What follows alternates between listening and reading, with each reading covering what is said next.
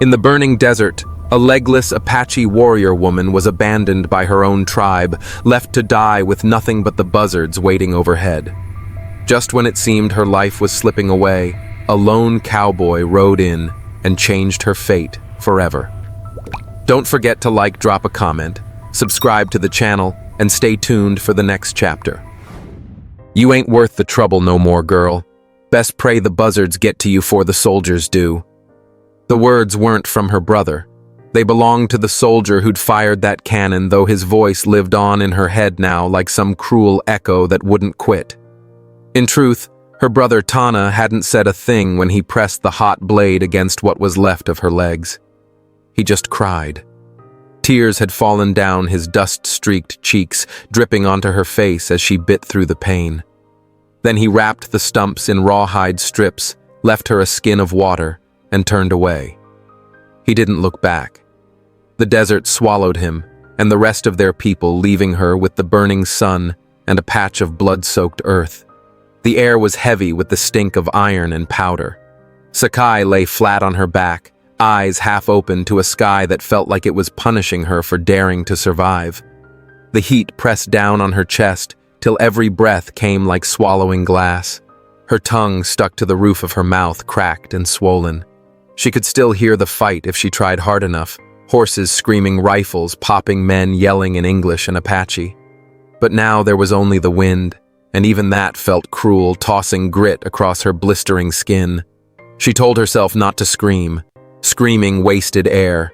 Screaming told the buzzards she was ready. So she bit down, lips bleeding, jaw trembling.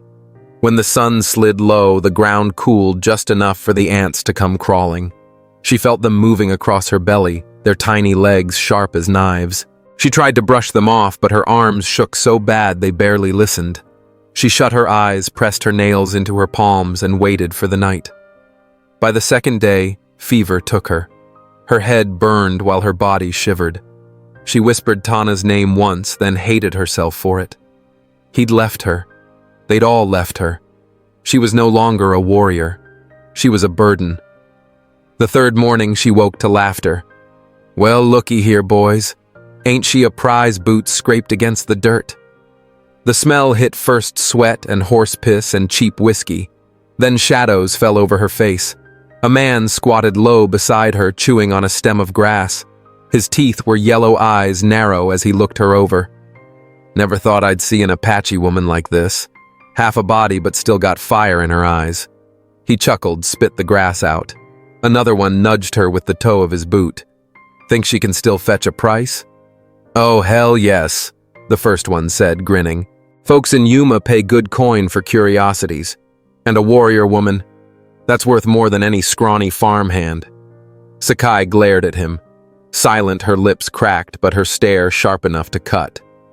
Don't like the look of her, a third man muttered. She's got teeth. You sure she won't bite? The leader smirked, leaned closer. If she does, I'll knock 'em out.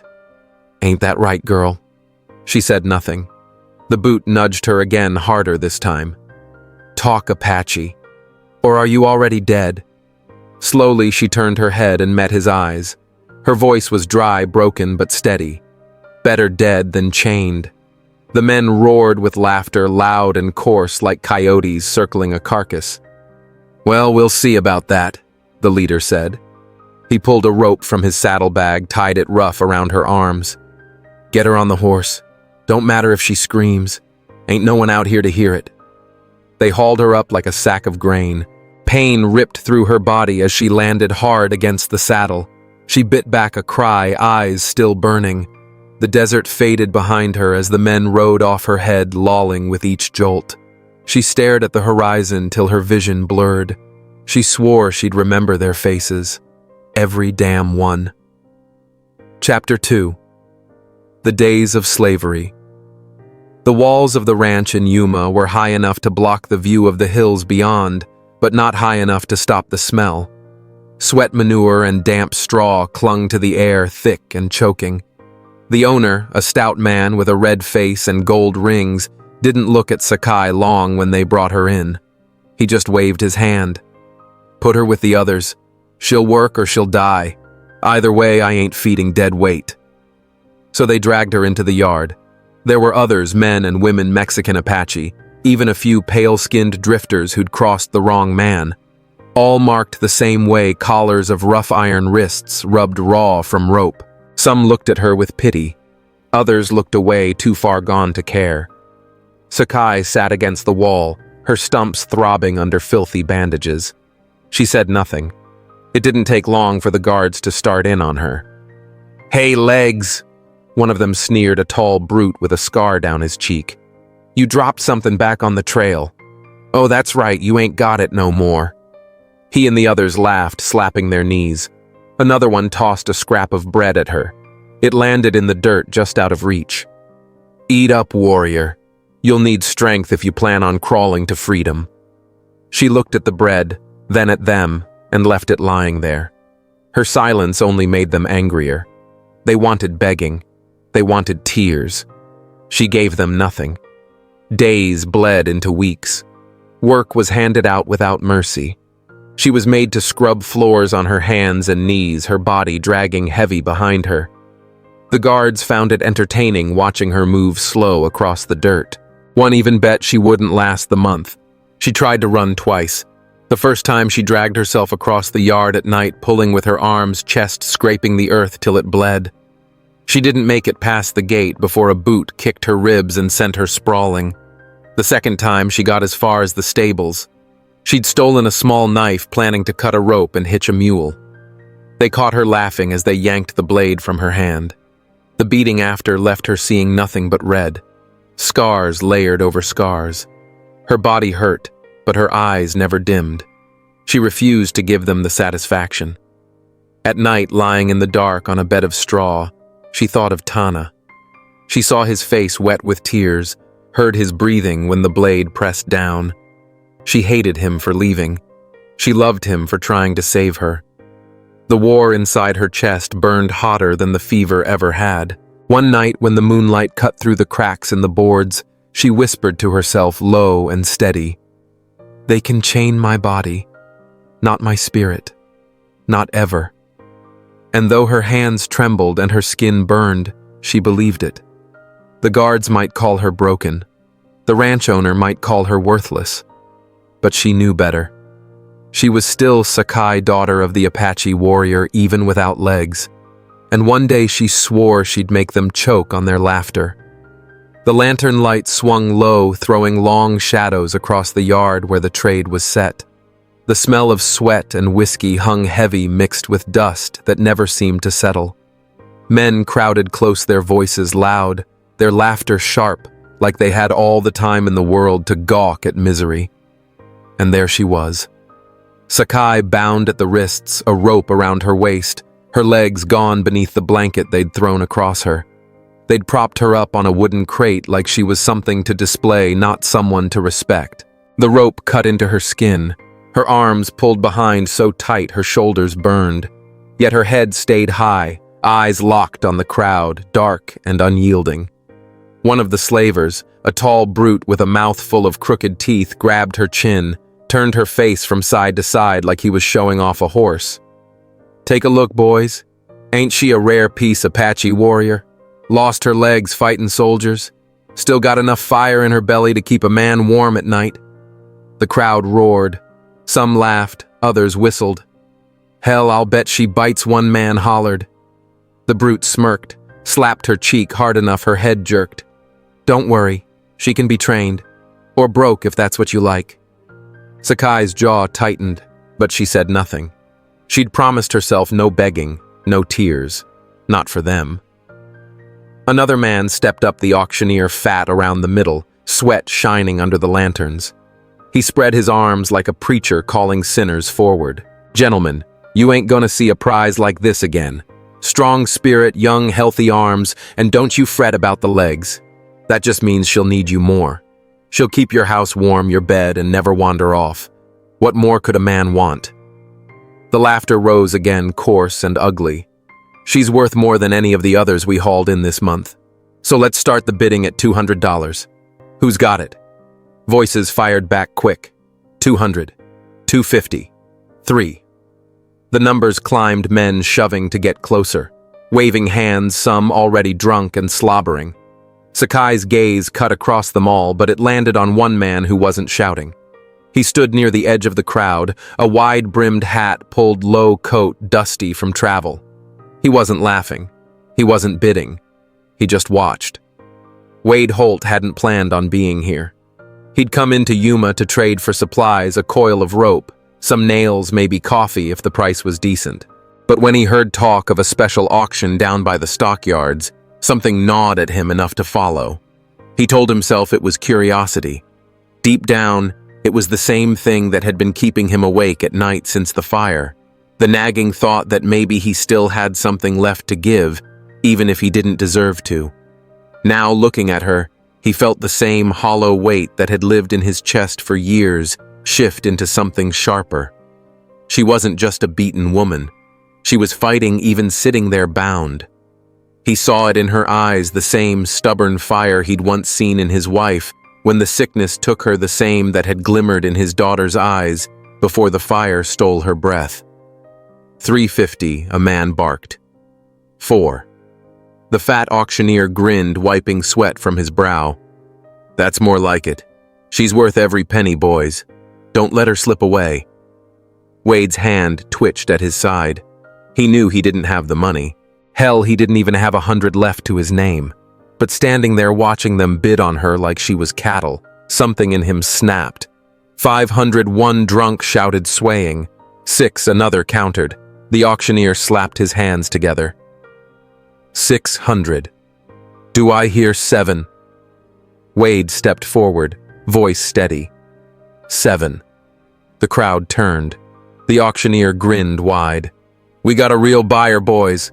Who's gonna top 758? The numbers shot up fast, the men feeding off each other's greed. Wade stood silent, jaw set, heart thudding. He knew it was no good. They'd drive the price higher than he'd ever reach. And sure enough, within minutes, the bidding hit 900. Wade didn't move. He just stared at Sakai. She looked back at him, her eyes sharp, searching. And in that second, without a word, she knew. He wasn't like the others. The auctioneer shouted, going once, going twice. Wade's hand moved fast, not to his pocket, to his revolver. The shot cracked the night wide open. The lantern nearest the auctioneer shattered, oil-spraying flame licking up the wood. Chaos erupted. Men cursed, stumbling back, some reaching for guns, others diving for cover. Horses screamed in their pens. Sakai dropped low as the brute holding her let go, startled. Wade fired again, this time at the rope that tied her waist to the crate. It snapped, fibers bursting. Move, he barked. She twisted arms, still bound behind her, and rolled off the crate. Wade was already pushing through the scattering men, firing a third shot into the air to scatter them further. Grab the knife, she yelled, suddenly nodding toward the table where they'd laid out the goods. Wade didn't hesitate. He snatched the blade, cut her wrists loose. She spun, grabbed the knife, and slashed at the rope still around her waist. The crowd was still in chaos, some firing wild shots, others trying to save the burning lanterns. Can you ride? Wade asked, voice sharp. Sakai looked at him, breath ragged, then nodded once. I'll ride, or I'll die trying. Together they lunged toward the corral. Wade's gelding, brisk, pawed the dirt, eyes wide at the commotion. Wade swung into the saddle, then hauled Sakai up in front of him, her arms locking tight around his middle. Shots cracked behind them as they burst through the yard. Men shouted, bullets whistled past. Sakai ducked low, pressing into him, every bump sending pain through her body, but she didn't cry out. Hold on, Wade muttered. The gelding charged into the night hooves, pounding against the hard dirt. Behind them, the yard burned, brighter men screaming in anger and pain. Sakai tilted her head just enough to see over his arm. You'll get killed for this. Maybe, Wade said, eyes fixed ahead. But you won't. For the first time in weeks, she felt the wind on her face and not the stink of sweat and straw. Her body hurt. Her arms shook, but her spirit soared. She wasn't chained anymore, not tonight. And the man holding the reins hadn't just saved her. Somehow she knew he'd changed her fate. Back at the ranch, the wind had started to howl, carrying dust that spun in the air and stung the skin. Wade rode in slow, holding her carefully against his chest. The place was lonely, just a one-room cabin built from split pine patched here and there with iron where the boards had worn thin. The barn leaned as though it had long since grown tired of standing. He carried her straight inside, set her down gently on his cot, a narrow frame with a thin wool blanket and a pillow that had seen better days. She didn't say a word. Her face was tight with pain, but her eyes never stopped moving, taking in the walls, the shelves, the old weapons hung neat in their places. Wade went about his work without fuss. He fetched clean water from the barrel, put a cloth to boil dragged over a short stool he'd once cut down after a bad hip injury, and set it up to hold what was left of her legs. Carefully, without staring more than he had to, he lifted her dress enough to peel away the cloth around her thighs. Her body tensed, but she didn't stop him. The wounds were angry, swollen red, the edges split raw. He washed them down with water dabbed on pine sap, packed the worst of it with poultice, then wrapped fresh strips he tore from an old sheet. His hands were rough, calloused, but steady and slow. She didn't shed a tear. By sundown, he'd lit a lamp. She was already asleep or passed out. He sat at the table across the room, arms folded, eyes watching the rise and fall of her chest. She woke before the dawn. Pale light crept into the cabin just enough to paint the cracks in the wood. She lay still, staring at the ceiling, breathing shallow. When her hand reached down and touched the edge where her leg should have been, the truth hit her fresh. Still gone. Her throat clenched. She didn't move for a long while. Then came the sound boots outside, steady, not hurried. The door opened and Wade came in with a tin bowl. He set it on the crate by her cot. Bread soaked in broth, plain but filling. She didn't touch it, just studied him. His eyes didn't flinch, didn't question. He gave a single nod and turned back for the door. That's when she rasped, voice dry and cracked. Silent man. He paused, didn't turn around, then walked out. Neither of them knew it yet, but from that moment on, neither would be alone again. That morning the wind came strong, rattling the shutters, kicking dust across the porch. Inside, sunlight shifted slow over the wooden floor. The bowl sat cold by the time Wade came back near mid-morning, his arms full of chopped kindling. His boots thudded low against the boards, but she didn't startle this time. She was sitting up now, braced against the wall, her legs covered by a folded blanket. Her eyes tracked him, sharp, clearer than the night before. She said nothing. Wade didn't either. He set the kindling by the stove, struck a match, and moved to the water barrel. When he passed close, he noticed her fingers twitch. She was trying to push herself more upright, but her arms slipped and she winced, hand grabbing at her side. Wade crouched down. "You'll rip your stitches," he said, voice rough from little use. She stared at him, lips parted. It was the first full sentence he'd spoken since he'd found her. For a moment their eyes held. Then he slipped an arm behind her back and eased her up straighter. She was fighting for strength, not giving in. He could see it now, pain in her face, yes, but underneath it, a hard, cold fury aimed at everything that had been taken from her. Wade pulled over a chair he'd cut down years ago to make it easier for his bad hip. He set it beside the cot. "Try this," he muttered. She didn't move. He pointed again, firmer. "Slide forward. Hands here. All steady." She didn't answer, but she moved. With effort, gritting her teeth, she pulled herself toward the edge of the cot. Her breathing quickened as she shifted her weight onto the chair. Wade steadied her back firm, but not pressing. When she settled, he let go. She sat there silent, finding her balance, palms resting over the blanket where her thighs had been. Her eyes moved around the cabin, taking in the rifle by the door, a pair of boots set neat, a coat hanging lonely on a peg, and a long crack running across the wall above the stove. The place looked worn, lived-in quiet. Her voice came low, rough, but firming. "You live here alone?" He gave a nod. She studied him now, the rough stubble collar stained from wear, a thin scar cutting from his jaw to just under his ear. She'd seen how he dragged his right leg a bit when he walked. Then she looked back at herself. "You could have left me." "I didn't," he said, plain as that.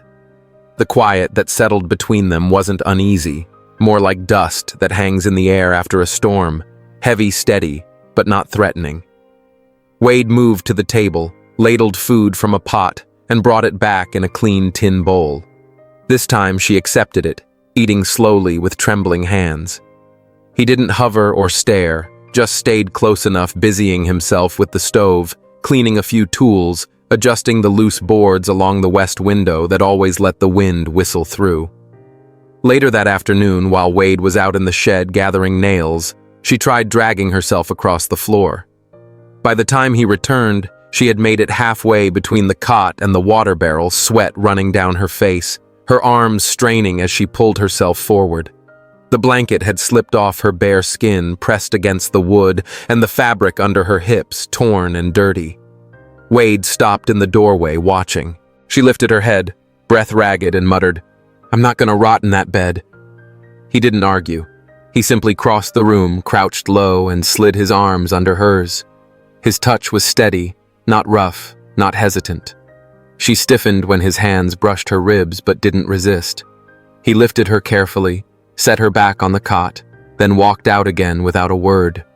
That night in the barn, under the dim light of an oil lamp, Wade got to work. He pulled apart an old chair, cutting and hammering until he'd shaped a low rolling platform sturdy with side rails and padded with cloth. The wheels came from a busted cart. He pressed down hard on it with his own weight to be sure it would hold. By dawn, he carried it inside. She looked at it without moving at first. A moment passed. Then another. Her face didn't break into a smile, but something shifted, the faintest sign in her eyes. She reached out and touched the edge. "You made this." He only shrugged. She looked at him, sharp voice, low and rough, almost a warning. "I don't beg." Wade's answer was simple. "You didn't." That day they found a rhythm. Wade lifted her into the seat, guided her hands to the rails. She pushed herself along slowly at first, then a little stronger each time. He showed her how to pivot by the table, how to brace against the doorframe. She cursed under her breath when her arms gave out, but she never quit. That night, as he lit the lamp and headed for the door, she finally asked, "You got a name?" "Silent Man?" He paused, one hand on the doorframe.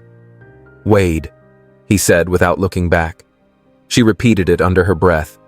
Wade, and stayed there in the chair as the lamplight warmed her bare shoulders, her chest rising slow and steady. She glanced down at her lap, her hand brushing the necklace of carved tooth her brother had given her. She didn't know if he'd made it out alive. She couldn't bring herself to blame him for leaving, but she hadn't forgiven him either. Her fingers traced the scar on her upper thigh. Alive. In a stranger's home. No legs. No family. No clear path ahead. Yet for the first time since the blast, she didn't want to die. The man who'd saved her hadn't asked for thanks, hadn't asked her story, hadn't even asked her name. Leaning back against the wall, she whispered softly, almost too faint to hear Wade. He was the only reason she was still breathing. The days that followed settled into a slow, steady routine. At first light, Wade was up. He worked the same as always, checking the cattle that roamed far out in the valley, hauling water, splitting wood, tending to the horses. His limp slowed him, but not enough to stop him. He didn't complain, didn't look for help, just went about it like a man who'd always worked alone. Inside, Sakai pushed herself to move again. The platform Wade had built scraped across the wood floor as she worked her way from one end of the cabin to the other. By the second day, blisters had risen on her palms. She ignored them.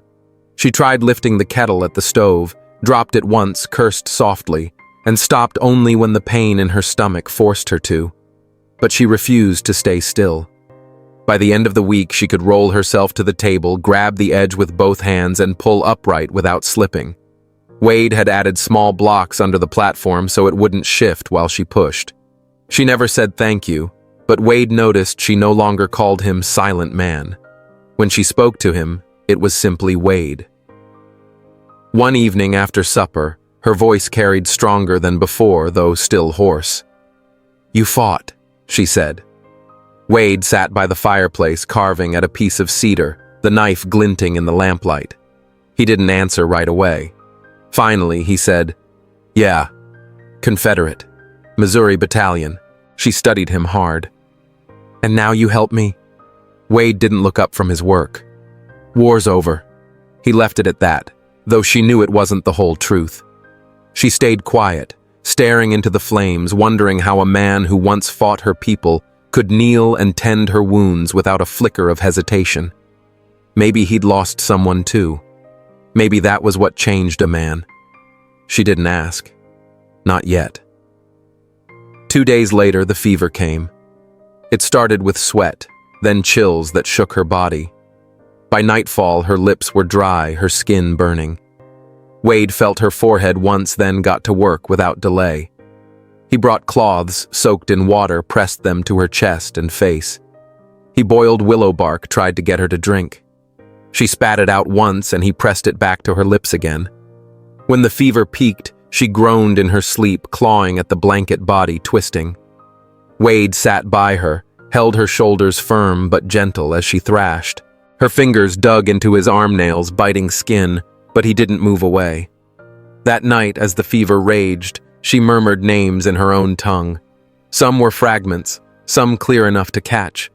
Wade couldn't make sense of most of them, but one stood out, Tana. He figured it was her brother, and he was right. By the next morning, the fever broke. Her eyes were heavy but clear. Wade hadn't slept much yet. He was still there. "You stayed," she whispered, voice rough. He gave a nod. "You're still here." It didn't sound like much, but it meant more than she could say. He hadn't run. Not when she cried out. Not when her body burned with sickness. He stayed. The days that followed moved slow, steady. Bit by bit, her strength came back. She began asking questions about the land, the little house, the animals outside. Wade answered in short pieces. He'd built the cabin himself 5 years earlier, bought the land cheap after the war. No close neighbors. The nearest town, Copper Ridge, was half a day's ride. He didn't go there often, didn't like being around people. One day she asked where his wife was. He didn't answer. She didn't push. But she noticed things, the way he sometimes paused at the window, the way his eyes lingered on a coat hanging near the door. It was a woman's coat, worn but kept clean.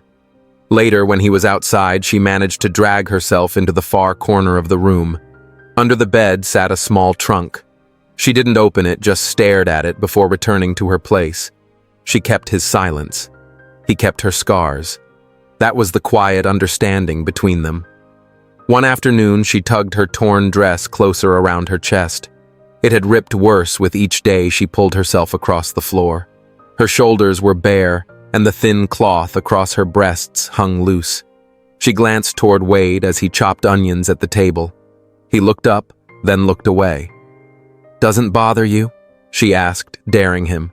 He set the knife down, looked at her again, steady. "You're a woman." She gave a short laugh. A broken one. His eyes didn't shift. No, just that. Then he went back to cutting. That night, something shifted. She didn't pull the blanket so high. She didn't turn her face away when he lifted her back onto the cot.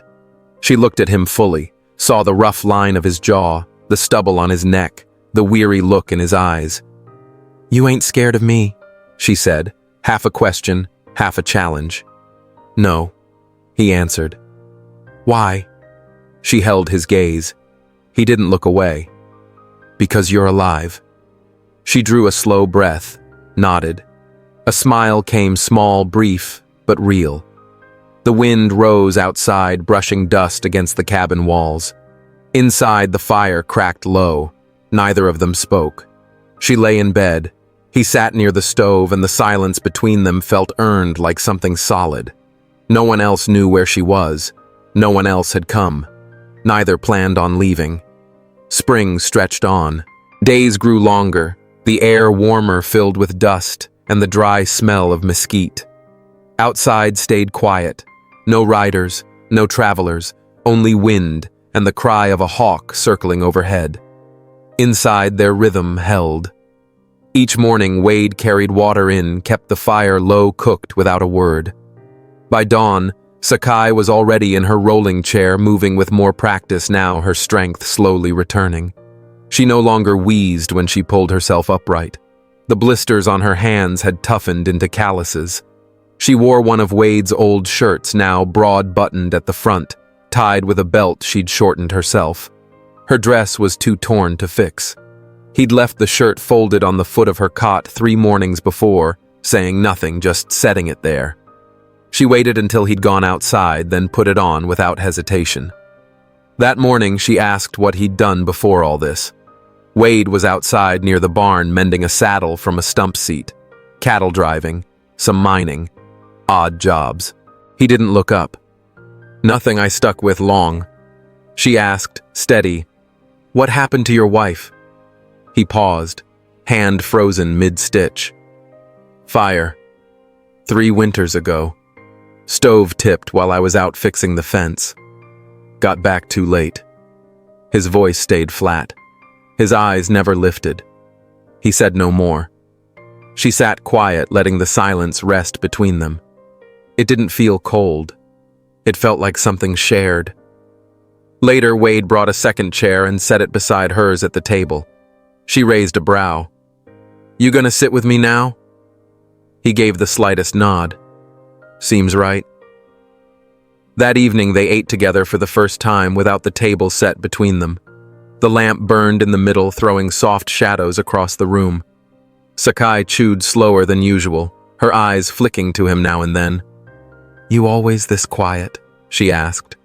He shrugged. "Talk when I need to. Guess I talk enough for both." He looked at her then, just a quick glance, but a faint smile touched the corner of his mouth. It was the first she'd seen. After supper, she asked him to carry her outside. He hesitated. "Don't want folks seeing." She shook her head. "Ain't nobody out there. I need the wind." So he picked her up, gentle, carried her out to the porch, and set her on a wide bench he'd padded with blankets.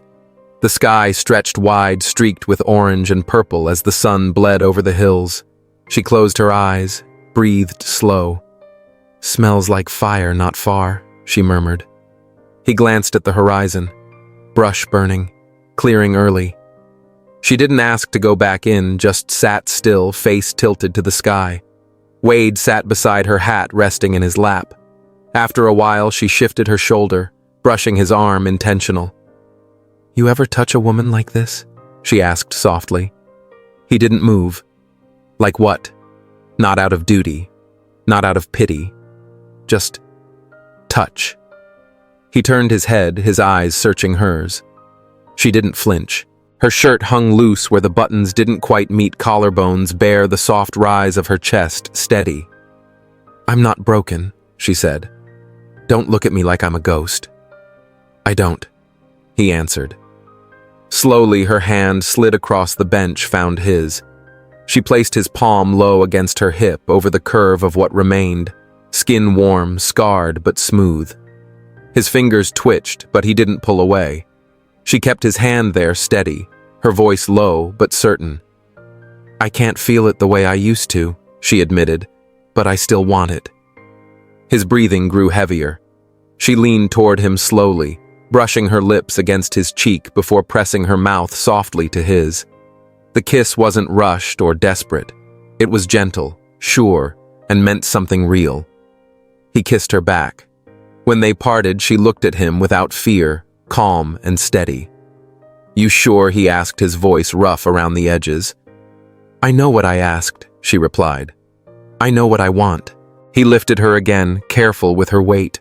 His arms strong beneath her, and carried her inside without saying another word. He laid her gently on the cot, his hands never faltering. She loosened her belt, letting the shirt fall open. Her frame was thin, marked with bruises, but her eyes never left his. He stripped without hesitation. His chest was lined with scars, ribs showing under worn skin. She didn't flinch, instead reaching out to touch the old bullet scar along his hip. "You're not the only one carrying ghosts," she told him. That night they came together slowly, not out of need or hunger, but out of understanding. She pressed her lips to his chest. He kissed the scar on her thigh. When he moved over her, it was steady, deliberate, real. And when it was done, he didn't pull away. He stayed beside her. She curled against him, her breath warm against his skin, her hand spread over his chest. "You could have left me," she whispered once more. His eyes closed. "But I didn't." In the dark, they held each other as if it had been years since either had known such closeness. Years since before the war, before the fire, before all the blood. Outside, the wind settled. Inside, they didn't need words. They'd said enough. Wade woke first, like always. The first light hadn't touched the cabin yet, but the faint whisper of wind at the window told him dawn was near. Sakai lay curled against his chest, her hand resting near his ribs, her breathing slow and even. He didn't move at first, just stared at the ceiling and let the quiet sit with him. When he finally shifted, it was careful, easing himself out while pulling the blanket up over her bare shoulders. She didn't stir. Dressing in the dark, he slipped into his shirt, trousers, and boots, then poured a little water into the basin to splash his face. A tightness pressed in his chest, strange but not unpleasant, full different. Before stepping outside, he glanced back once. The morning air was cold frost edging the trough. He went to the barn, fed the horses, checked the fences.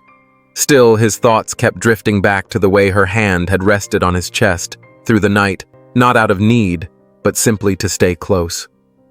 Inside, Sakai stirred an hour later. She pulled the blanket over her chest, her eyes moving around the room. Something felt changed, not just warmer, but steadier. She sat up slowly, reached for the shirt Wade had folded on the footboard, and dressed herself with practiced care.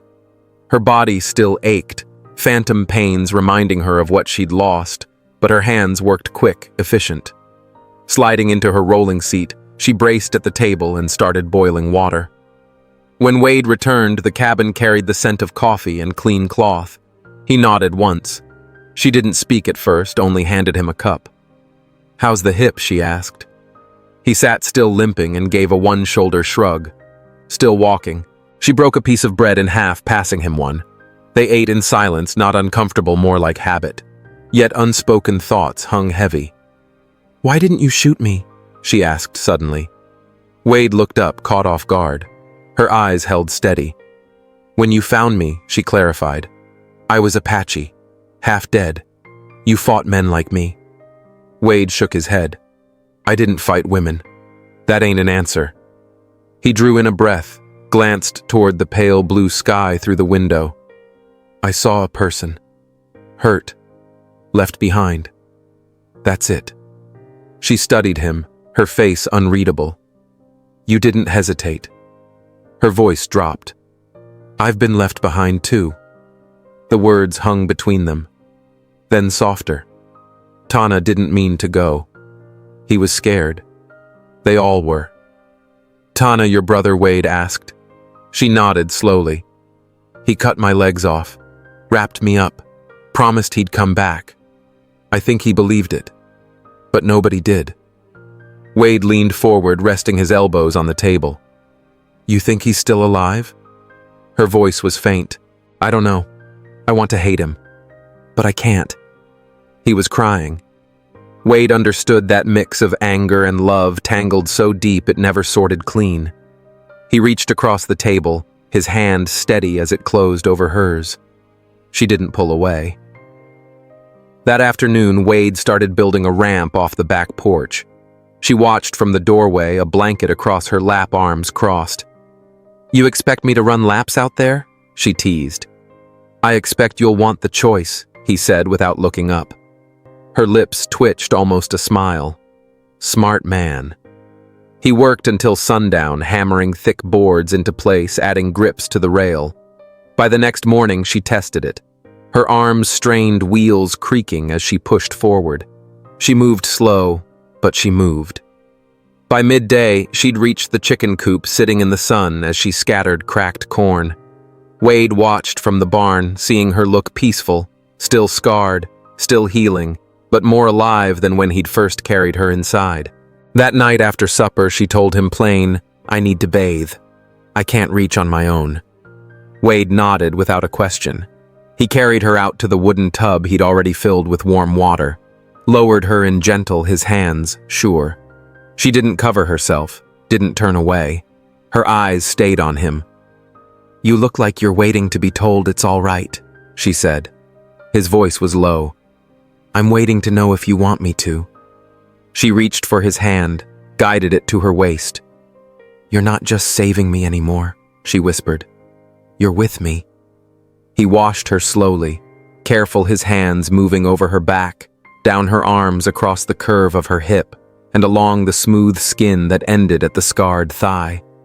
She leaned into him as the water slid down both their arms, the warmth fading as the last drops fell. When Wade carried her back, wrapped snug in a wool blanket, she pressed her lips against his shoulder, once soft and fleeting. Inside, she dressed herself without asking for help. Later that night, she pulled herself into his lap near the fire, resting her head against his chest, with her hand spread over his heart. She didn't speak, just listened to the wind tapping against the glass while her breathing settled slow and even. Wade didn't move, simply held her there. No one had ever asked him to stay before, and no one had ever stayed for her. But now they both had, and that alone was enough. By early June, the land around the cabin had baked dry, the days stretched hot and long, while the nights held a soft warmth. The smell of brush fires that once drifted from the ridge had gone, leaving only dust, and the whisper of wind through the valley, with birds nesting above the barn each evening. Sakai had come to know every corner of the cabin by touch and memory. She could make her way to the stove, the table, and the front door on her own. Each morning, she rolled down the ramp Wade had built, sitting in the sunlight with her blanket across her lap, arms strong, pushing herself with steady rhythm. The woven blanket she'd pieced together from scraps of cloth and hide wasn't pretty, but it worked. She no longer asked what lay ahead. Wade no longer wondered if she'd leave. Their days fell into a slow, quiet pattern. They shared meals, split chores, patched what needed fixing. Yet beneath it all was something deeper, found in small moments, the way he adjusted her shirt when it slipped, the way she brushed dust from his shoulder as he walked by. They never spoke of it. They didn't need to. One morning, while Wade hammered the back gate, Sakai's voice carried from near the chicken coop. "Someone's coming." He straightened, wiping sweat from his brow, eyes narrowing toward the east trail. She sat under the overhang, watching a lone rider approach. Without hesitation, Wade set down the hammer, wiped his hands, and stepped inside for his rifle. Expecting trouble, she asked from the doorway, her chair braced against the frame. "Don't know yet," he muttered. She didn't press. Instead, she rolled out of sight behind the porch wall, her hand sliding to the knife Wade had left for her 2 weeks earlier, just in case. The rider neared, slowly, mounted on a mule instead of a horse. He was lean dust covering his coat, a hat pulled low over his brow. As he reached the gate, he lifted one hand in a lazy wave. Friendly Sakai whispered from her cover. Wade's voice was low. "Don't smell like cavalry." He stepped into the open rifle, hanging easy but ready. The man dismounted carefully, tying the mule to a post before pulling a folded paper from his coat. "You Holt?" he asked. Wade didn't answer, just studied him. The man held the paper out. "Marshall from Copper Ridge sent me. Said you might have noticed some movement east of the gulch last month. Cavalry spooked a few settlers. They're collecting reports." Wade took the paper, scanned it. The seal and name looked official. J. Mallory Marshall. "You live out here alone?" the man asked, peering around. "Quiet country to be keeping to yourself." "Quiet suits me," Wade said flatly. The man squinted past him toward the coop. "Thought I saw movement there." Wade shifted slightly. "Chickens. They wander." The stranger didn't push. He tipped his hat. If you see anything uniforms riders Apache bands, send word. Scouts are coming up from Flagstaff. Wade gave a small nod. The man mounted his mule again and rode off slow. When the dust settled, Sakai wheeled out from hiding. That gonna be a problem? Not today, Wade answered. She moved closer, her tone low but sharp. He saw something. Wade's eyes didn't waver. If someone else comes, I'll handle it. She didn't argue, though her jaw stayed set, her gaze hard. That night, she sat up later than usual, weaving thin strips of leather. At first, Wade thought it was nerves, then realized she was braiding a sling for a knife one she could tie to her chest. "Think I can't defend myself?" she asked when she noticed him watching. "I think you shouldn't have to," he said evenly. "But you might." He didn't try to stop her. 2 nights later, they kissed again, this time not out of comfort, but choice. After supper, Wade cleared the table when she rolled close and tugged his arm. He turned and she pulled him down by the collar. Her lips met his, warm and certain. When they parted, her forehead rested against his. "You don't need to fix me," she whispered. "I'm not trying to." "Good," she said softly, "because I'm not going anywhere." That night they came together again, slower, steadier than before. Not driven by need, not rushed. She guided his hands to where the nerves still felt, letting him see her as she was scars missing flesh, the curve of her breasts, the uneven dip of her healing skin. She straddled him as best she could, pressing herself close while his hands held her waist, like nothing about her was missing. When it was over, she lay against his chest, bare skin against bare skin, both of them breathing heavy, but calm. "You ever want children?" she asked quietly. He hesitated. "Had a daughter once. Before the fire. She was 2. Sakai didn't answer right away. Instead, she reached for his hand and held it tight. She laced her fingers through his, her voice faint as she admitted, "I can't. Doctor told me long ago." Wade didn't answer right away. Instead, he brushed the back of his hand gently across her cheek. "You're still everything," he said. The words struck deeper than she expected, not because she'd been waiting to hear them, but because she believed him. For the first time since being left to die in that ravine, she didn't feel like someone broken. She felt like a woman who was wanted exactly as she was. The next morning, she carved a bead from a piece of bone, small, simple, but carefully detailed. When she handed it to him, Wade turned it over in his palm. "What's it mean?" he asked. "It means stay," she told him. And he did. By mid-June, the heat pressed hard across the land. Cicadas screamed in the trees, and the earth looked brittle, as if the sun had baked the life right out of it. Water in the barrels had to be stretched. Wade worked mostly early and late, keeping out of the midday blaze. Sakai spent the hottest hours inside sewing scraps of cloth, carving small bits of bone, rolling herself across the cabin floor as if she'd always lived there. They built something steady, not loud or hurried, but solid. It wasn't in promises, but in the way they stayed present. Neither spoke the word love, but it was there all the same. It was a quiet morning when the past finally found them. Wade was behind the barn yanking weeds from the base of a fence post he'd been meaning to replace all spring. His boots scuffed the dirt, his grunt low whenever his hip pulled wrong. Inside, Sakai boiled beans for lunch, the familiar sounds of him outside making her chest feel steadier. She was rinsing a tin cup when she heard the hoofbeats, too quick for the heat, not Wade's horse. Her stomach tightened. She rolled toward the front door as a man on a brown gelding came into view, pulling up near the fence. He wasn't dressed like a ranch hand or scout. His boots were new, too clean, a pistol on his hip, a knife on the other. He looked at the cabin like he already knew something. "Anyone home?" he called, his hand brushing the grip of his pistol. Sakai wheeled herself out onto the porch, slow, steady.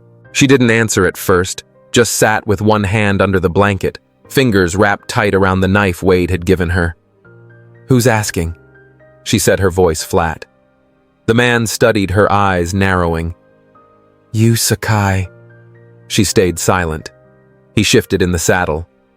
Name's Harlan. Came from Yuma. Heard tell of a wounded Apache woman made it through a blast near Copper Ridge. Folks been talking.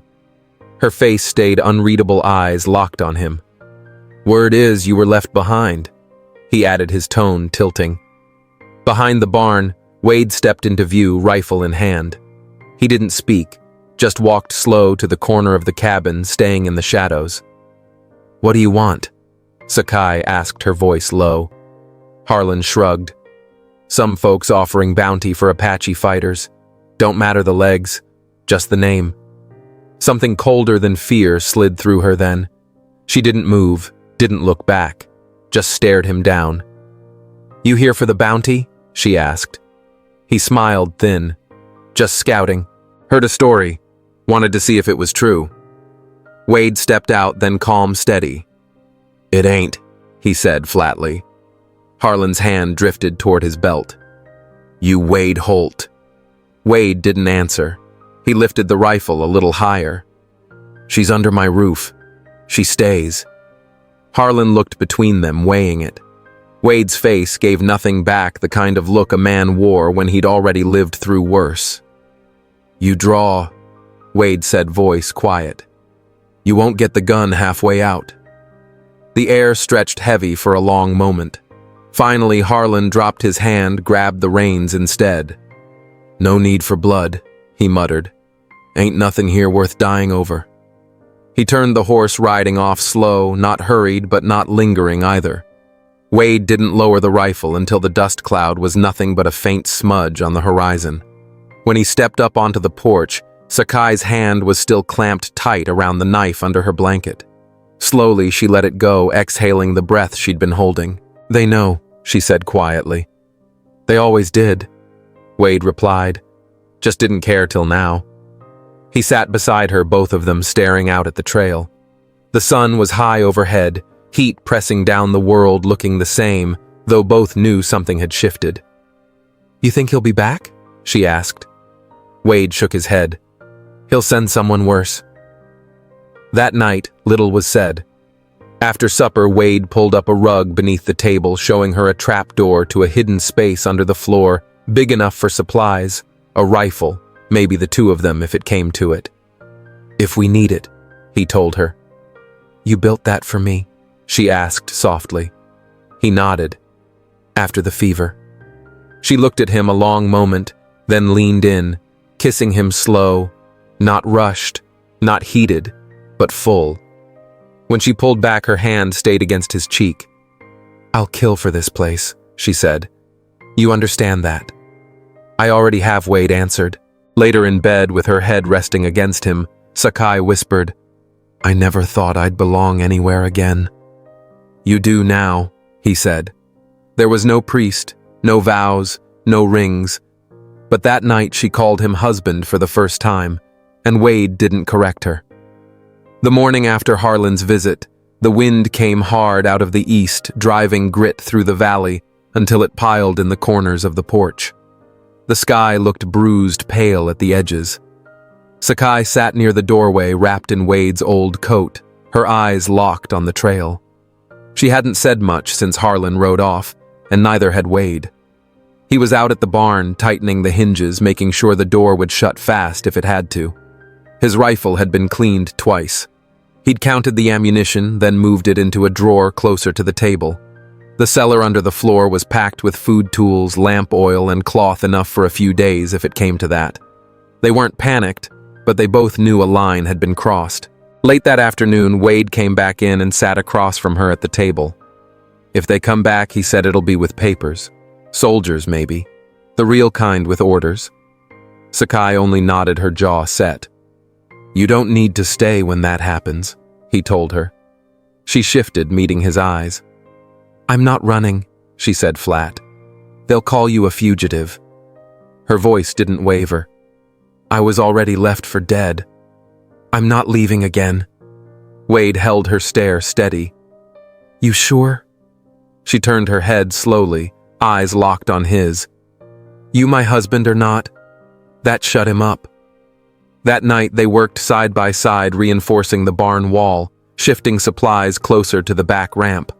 while Wade, hammered Sakai, sat carving 2 more bone beads, small and careful, shaped like narrow shells. She tied one onto her necklace and slipped the other into Wade's hand when he wasn't looking. When he opened his mouth, she cut him off. No words. Just keep it. By the second day, the waiting wore on her. Sleep wouldn't come. She lay on the cot, staring at the ceiling, straining for sounds that weren't there. Her body ached from tension, hands twitching, shoulders tight. More than once, Wade caught her rolling across the floor in the dark.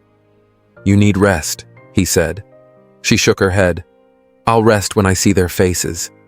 He stood quiet a long moment, then said, "You're not alone." She stopped, her voice quieter now. "I know. That's what scares them." On the third day they came. Not Harlan, but 2 men in military coats. One dismounted, the other stayed on his horse. They didn't knock, just shouted from the fence. "We're here on the marshal's order looking for a native woman answering to the name Sakai. She's wanted for escaping lawful detainment after documented engagement with U.S. military personnel." Wade stepped out, slow rifle in his hand, but held low. "She's not here." The man on the ground pulled a folded paper from his coat. "You Wade Holt." Wade didn't answer. The soldier held the paper higher. "Orders say we search the property. We can come in, or you can let us." Under the floor. Sakai lay still in the dark, her knife clutched tight. She could hear the boots, the voices, the creak of boards overhead. Wade's voice stayed calm. "You got a warrant. This here's from the Arizona Territorial Marshal himself." "That's not what I asked," Wade said. They didn't argue, but they came in. Checked the shelves, opened. The barn glanced into corners. They never lifted the rug, never tapped the floorboards. They didn't know where to look. Sakai didn't move, her hand locked on the knife handle the whole time. When they finally left, the taller one turned back. "You sure no one's been through here? We've had sightings down this trail." "I ain't seen anyone," Wade said, face blank. They rode off, not hurried but not slow either. He waited a full hour before pulling up the trapdoor. Sakai was drenched in sweat, dirt, and straw clinging to her. He reached down and pulled her up. She didn't cry, didn't speak, just held on to him longer than usual. "You didn't blink," she whispered. "You didn't flinch." He gave her water, brushed the dirt from her shoulders. She stared at him a long while before saying, "I'm tired of being hunted." "You're not," he said. "They'll come again." "Then we'll be ready," she answered. That evening, she cut the hem off one of his shirts, sewing it into a sash. In thick black thread, she stitched a single word across it. "Still." She tied it around her chest over scars and curves, wearing it like armor. That night, she didn't wait for him to ask her to stay. She slid beneath the blanket with him, pressing herself close, her lips warm against his throat. "I want you," she whispered. "Not to forget, not to feel better. I just want you." He pulled her into his lap, her arms strong as she straddled him, her scarred body curving against his. His hands steadied at her waist. She let herself soften into him, let him touch her like she was whole. Because she was. Neither spoke through most of it. Only when she gasped against his mouth did he whisper, "You're mine now." And she answered without hesitation, "I've been yours since you lifted me out of that dirt." They fell asleep, tangled, her hand resting on his chest, his fingers laced through hers. This time there was no fear between them, only fire, only choice, only the promise of one more morning. Together. On the 4th morning after the soldiers left, Sakai rose before Wade. She sat wrapped in her thick blanket at the edge of the porch, sunlight catching on the beads at her throat. The valley stretched quiet, not lifeless, but steady. Chickens scratched near the coop, cattle stood still as stone by the fence. A lone hawk circled high. No riders, no dust, just peace. Inside, Wade stirred, stepping out barefoot, shirt half-buttoned, hair mussed from sleep. He sat beside her, their knees touching. "Hear anything?" he asked. She shook her head. Nothing but wind. He looked at her, then really looked. The scar on her cheek had lightened, Her dark hair tied back with a strip of hide caught the sun. Her eyes were steady, no fear left in them. "They're not coming," she said. He didn't answer, but he knew she was right. The search had passed them by. Maybe the marshal had given up. Maybe the trail had gone cold. Either way, 3 days had brought no riders, no word. They had outlasted it. She reached for his hand, their fingers locking easy, natural. That afternoon, Wade hitched the wagon for the first time since she'd been with him. He laid blankets thick in the back. With effort, arms braced, Sakai pulled herself up. Her face flushed with the strain, but she made it. Wade steadied her until she sat upright. They rode in silence, sun on their backs, the wagon creaking across dry hills. At a creek bed shaded by a crooked cottonwood, Wade stopped. The horse climbed down and carried her to a patch of grass. "I used to come here with my daughter," he said softly. Sakai tilted her head. "You never told me her name." "Mira," he said. She liked watching frogs. Never caught one. Sakai smiled faintly. "She sounds like someone I'd have liked." "You'd have scared her," he muttered, the corner of his mouth twitching. "Only a little," she teased. They sat long in the quiet, Wade leaning against the tree, Sakai resting against him. "I've been thinking," she said, "about what's next." He turned slightly. "What next?" "This isn't just surviving anymore. Not for me." She met his eyes steady. "I want to build something. With you. Real." His voice came rough. "I've thought about starting again every day since I met you." From her belt, she pulled a small leather pouch, opening it to reveal a bone ring, edges uneven but strong. She'd carved it 2 nights before while he slept. Handing it to him, she said, "You took me in when I was nothing but blood and bone. No legs, no name. You stayed. That's more than most men would do for a wife." Wade studied the ring a long moment before sliding it onto his finger. "Then I guess I'm her husband now," he said quietly. "You always were," she whispered. They made it back before sundown. That evening, Sakai baked cornbread for the first time, burning the edges, cursing under her breath, nearly tossing the pan. Wade ate every bite straight-faced, calling it the best damn bread he'd ever had. She saw through the lie, but smiled anyway. Later, when he carried her to the cot, she tugged him down beside her before he could step away. "You're not sleeping in that chair again?" she said. They lay tangled under the blanket, her fingers tracing the line of his chest. "You miss the old life?" she asked softly. "No," he said. "Not even before the war. Only thing I miss is what I never had." She tilted her head up. "Like what?" He looked at her steady. "Like this." Her lips brushed his shoulder. "It's yours now." By morning, the ranch was the same. Wind drifted easy, chickens scratched in the dirt, the world still turning. And for the first time, both of them woke knowing they weren't alone, and never would be again. You know, friends, sitting here and thinking about Sakai and Wade's story, I can't help but feel it's more than just a tale of survival. It's about what it really means to hold on when the world gives you every reason to give up. Sakai was left for dead, broken in body, but never in spirit. Wade was a man scarred by loss, living in silence, convinced there was nothing left worth fighting for. And yet when their paths crossed, something powerful happened. They both found a reason to keep going. The heart of this story isn't just about pain or struggle. It's about choice. The choice to stay when it's easier to walk away. The choice to see a human being where others see nothing but a burden. Wade didn't just rescue Sakai. He gave her dignity back. And Sakai, in her strength, gave Wade back a sense of purpose, a reason to open his heart again. It reminds us that love and humanity don't come dressed up in perfection. Sometimes they show up scarred, limping, and raw, but real all the same. And that's where the beauty is. So as we close today's story, I'd love to hear from you. What did this journey stir in you? Did it remind you of someone who stood by you when you needed it most? Or maybe it made you think about the kind of person you want to be when someone else is struggling. Drop your thoughts down in the comments. I'd really love to talk about it with you. After all, stories like these are meant to be shared, and I think we all carry a little bit of Wade and Sakai inside us.